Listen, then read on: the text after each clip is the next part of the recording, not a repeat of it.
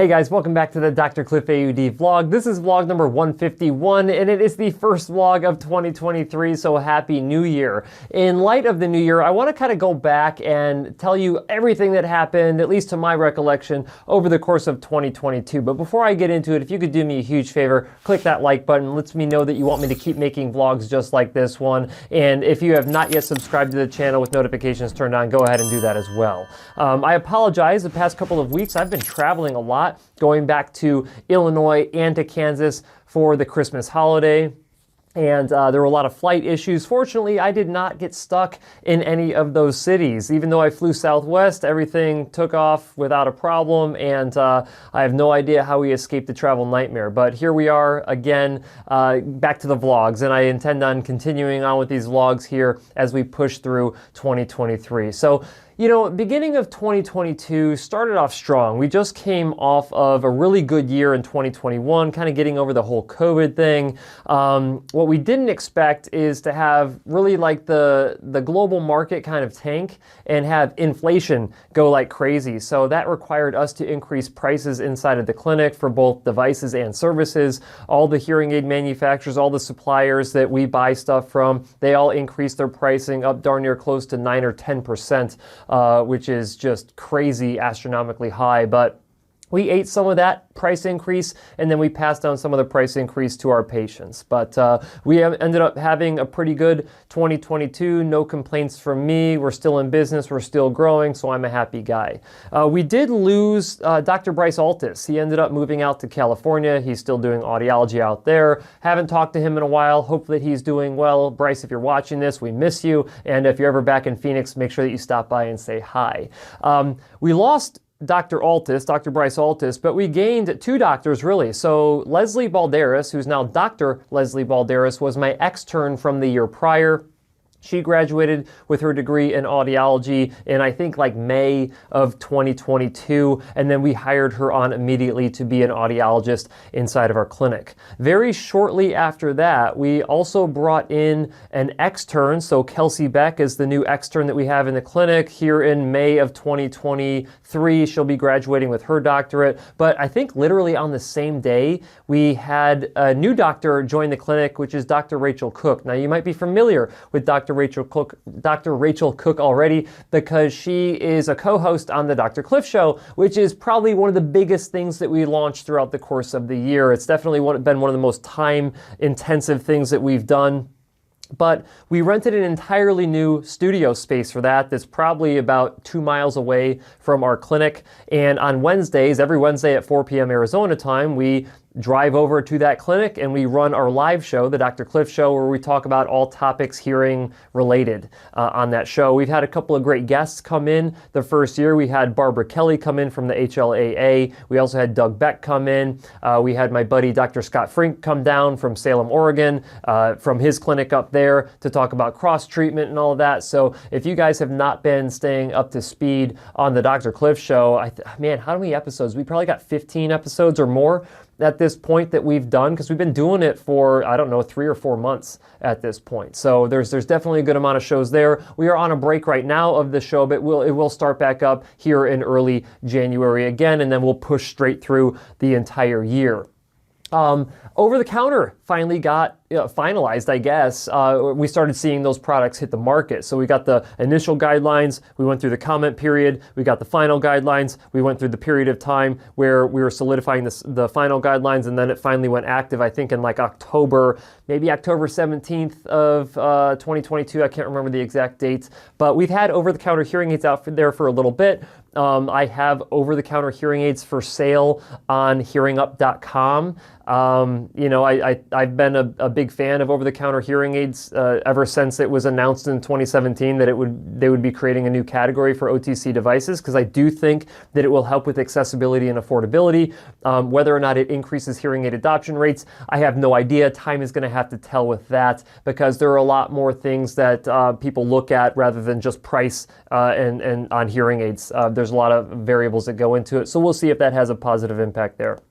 I would say that a couple of struggles that we had this year, other than the inflation increases and cost of everything, is that we're trying to find an office manager, and we just have not had luck.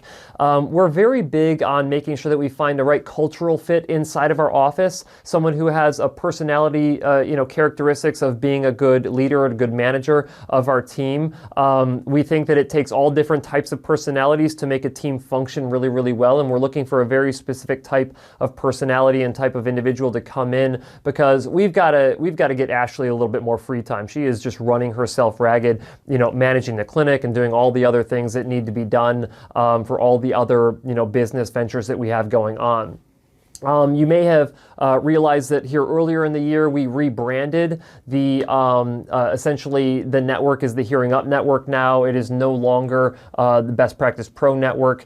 I ended up doing a joint venture, which I can't necessarily talk about yet, but here soon I'll be able to announce that joint venture that I did with Hearing Up, and a lot of cool stuff is going to be coming up for 2023. Like I said, the clinic has grown like crazy. I'm really proud of that. We spent a lot of time and effort increasing the training that we're doing inside of the clinic to make sure all of the providers inside the clinic and all the staff inside of the clinic are providing a really exceptionally high quality of customer service and care. If you know me at all, the one thing that I care about is following best practices to a T, never cutting corners on treatment, and the reason I believe so strongly in that is because I believe people deserve to hear their absolute best. Not better, but their absolute best. And the only way to do that is to follow comprehensive best practices and to make sure that the belief that I have is passed on to the other providers who are inside of the clinic. And I think that we've done a really good job of really stepping up our game over the course of 2022 in terms of how well we're treating patients. There's still room for improvement, of course, customer service-wise and treatment-wise. One of the things when you're striving for perfection, you realize that you never get it, but you can never stop striving to try to achieve it. And so that's what we're going to be focused on going into 2023, is making sure that we're all on the same page, that we're continuing on with the trend of doing a ton of training inside of our clinic. Does it limit the amount of time that we can see patients? It does a little bit, but it ends up making the time that we do spend with patients that much better quality of time. And talking about time, I've actually over the course of this year reduced my time in the clinic down.